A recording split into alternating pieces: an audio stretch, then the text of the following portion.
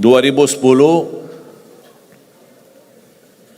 pertama saya ikut mengisi bersama sahabat saya, teman baik saya, Ustaz Yusuf Mansur, di acara Nikmatnya Sedekah. Karena beliau memang dikenal Ustaz Sedekah. Kalau beliau bicara sedekah, pasti semua isi dompet kita keluar, habis. Hebatnya itu kelebihan Ustaz Yusuf Mansur. Saya diajak sama beliau untuk mengisi pertama kali acara saya di TV TPI almarhum. Sudah ada lagi TPI ya? Sudah almarhum. Inna lillahi wa inna ilaihi raji'un. Jadi dari situlah sudah mulai didorong sama Ustaz harus berani bahasa Indonesia. Karena dulu ketika saya pertama dakwah, yang bantu translate Ustaz Yusuf sendiri. Tapi beliau yang mendorong saya harus bisa bahasa Indonesia. Nanti insyaAllah nak damping antum, mendampingi saya sambil sedikit, walaupun kata-kata ibu-ibu dulu bahasanya bagus dan lucu, karena masih banyak yang belum lancar. Sambil gitu sudah mulai sedikit lancar, malah ditinggal sama Ustaz Yusuf Mansur. Tinggal saya isi sendiri.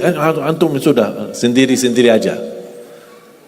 Subhanallah, 2011 saya dapat dipanggil untuk menghadiri acara buka puasa bersama Bapak Presiden. Waktu itu Bapak SBY.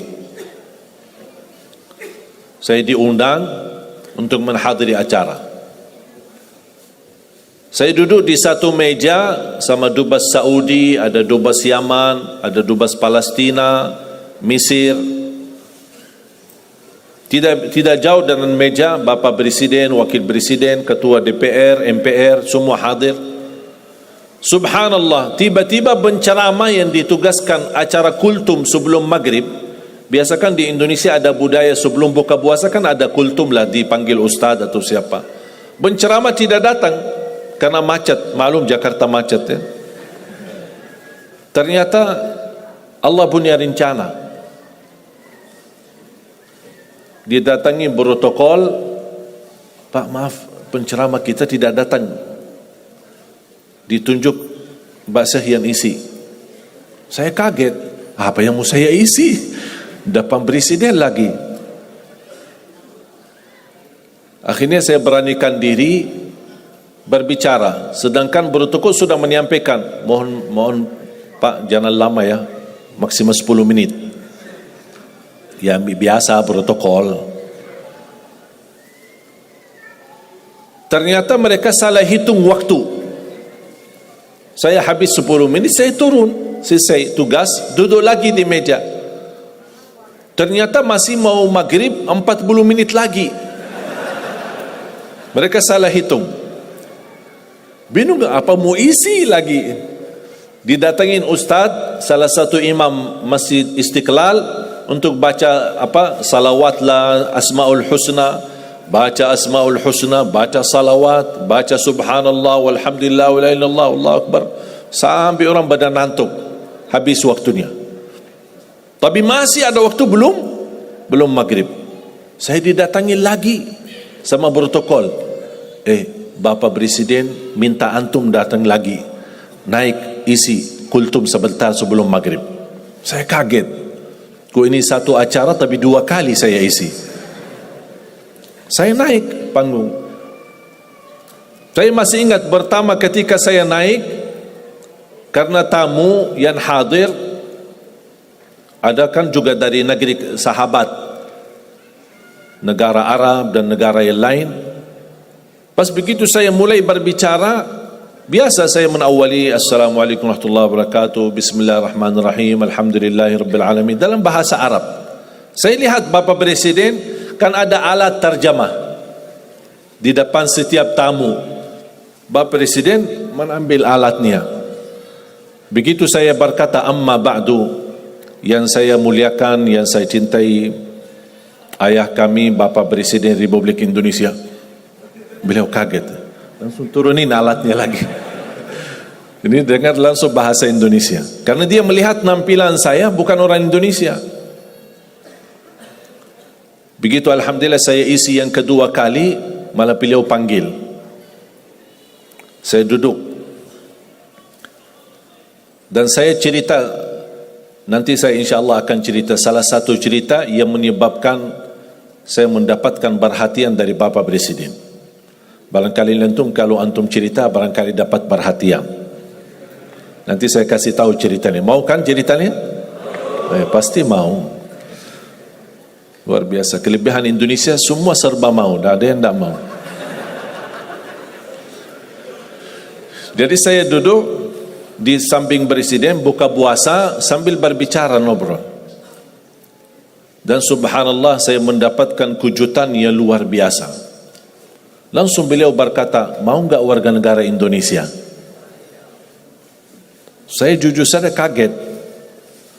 Karena sebelumnya, sebelum kejadian ini, ada yang menawarkan membantu untuk proses warga negara Indonesia, tapi minta 150 juta. Tapi Allah kasih saya gratis. Dan Presiden langsung yang menawarkan. Sambil bahasa beliau apa? Kami sudah memberi warga negara kepada pemain bola, sampai sekarang belum berjuara. Kalah mulu. Pas sudah sampai ke final, kalah lagi.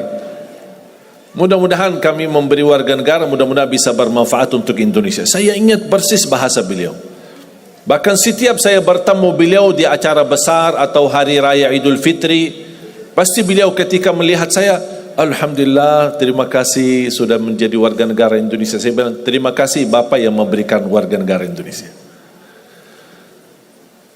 Ternyata jemaah sekalian, saya mendapatkan tantangan yang berat.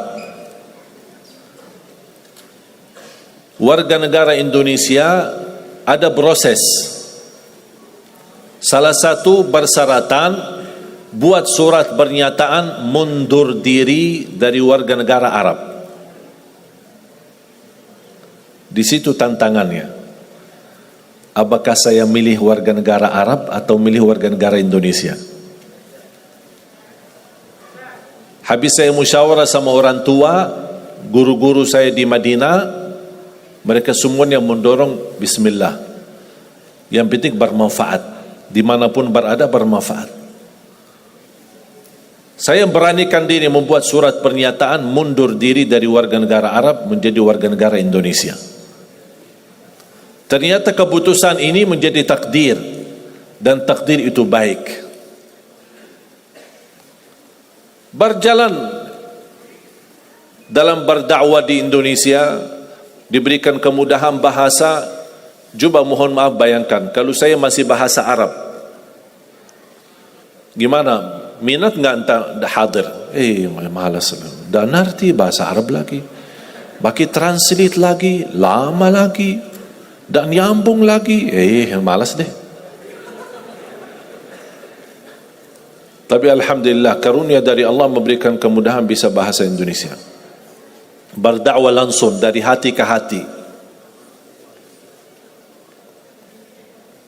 Ternyata menjadi warga negara Indonesia menjadi karunia dari Allah Subhanahu wa taala. Kenapa menjadi karunia? Karena 2017 saya mengundang seorang imam besar dari Palestina, imam besar Masjidul Aqsa. Kami undang kemari datang ke Indonesia. Isi bersama-sama di Damai Indonesiaku TV1. TV1 eman beda. Bersama-sama isi. Beliau begitu bertemu dengan saya, beliau terkejut. Pakaian Arab, wajah Arab, tapi bahasa-bahasanya Indonesia. Lancar lagi bahasa Arab. Beliau mendapatkan perhatian bersama beliau. Di mana beliau pergi, saya mendampingi beliau. Allah buka hatinya, beliau undang saya datang ke Palestina.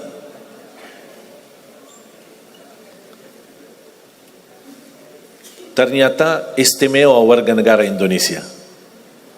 Karena dengan warga negara Arab saya tidak bisa ke Palestina. Tapi dengan warga negara Indonesia, alhamdulillah bisa ke Palestina. Saya dipanggil, diundang, dijemput, saya hadir. Bahkan lebih daripada itu semua,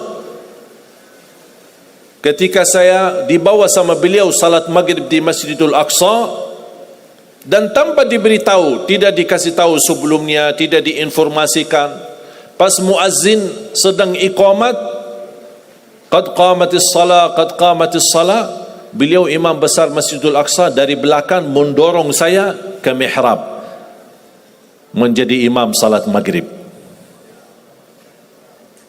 Berarti kalau anda mendengar cerita ada orang Indonesia jadi imam di Masjidil Aqsa, itu Ali Jaber. Karena setahu saya belum ada orang Indonesia yang jadi imam di sana. Dan ini semua karunia. Saya tidak pernah minta. Tapi ternyata saya ingat dulu cita saya di SD, selama kita sumbangkan 1 rial untuk Palestina, kapan saya bisa ke Palestina? Ternyata Allah sudah kabulkan, tapi prosesnya harus ke Indonesia dulu. Datang ke Indonesia, mundur diri dari warga negara Arab, terima warga negara Indonesia, baru Allah kabulkan doamu selama ini. Ternyata Allah kabulkan, walaupun cukup lama ditunggu, tapi ternyata semua apa yang Allah berikan itu luar biasa baik. Lebih daripada itu, saya menemukan sejarah keluarga. Ternyata baru saya tahu kakek saya lahir Indonesia. Lahiran mana? Lombok. Siapa yang dari Lombok? Angkat tangan dari Lombok. Lumayan. 1, 2, 3, 4. Lahir dari Lombok. Jangankan kakek, ayah dari kakek kelahiran Lombok. Bahkan beliau dibunuh oleh penjajah Belanda dan dimakamkan di Ampenan. Habis beliau dibunuh dan dimakamkan, anaknya yang namanya kakek, anaknya pindah atau berhijrah ke Hadramaut. Dari Hadramaut ke hijrah lagi ke Madinah. Nikah di Madinah dan dapat keturunan, dapat ibu saya. Dan kakek saya meninggal dan dimakamkan di Madinah. Ibu saya nikah, dapatlah saya. Berarti silsilahnya darah saya lewat ibu kembali ke Indonesia. Makanya saya kaget pas kemarin di rumah sakit, pas cek darah, dokternya kaget. Oh, kok darahnya merah putih, subhanallah.